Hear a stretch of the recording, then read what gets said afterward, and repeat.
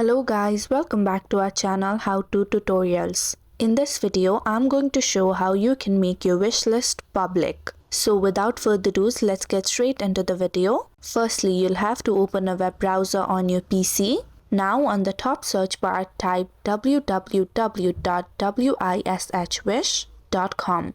After you press the enter key, you'll be led to the official website of Wish, and you'll have to make sure that you're already logged in to your account. Now on the top right corner of your screen, you'll see a heart icon. Click on it and you'll be able to view all your wish lists. Now you'll have to select a wish list that you'd like to make public. Here I'm going to select my saved list. Then on the right side of your screen, you'll be able to see the edit wish list option.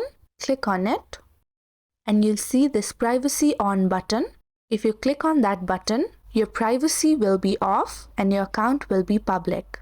After you've clicked on that button, you'll have to click on the Done button on the right side of your screen. And now your wish list has been successfully public. So it is that easy to make your wish list public on Wish. And if you found the video to be helpful, don't forget to like, share and subscribe to our channel.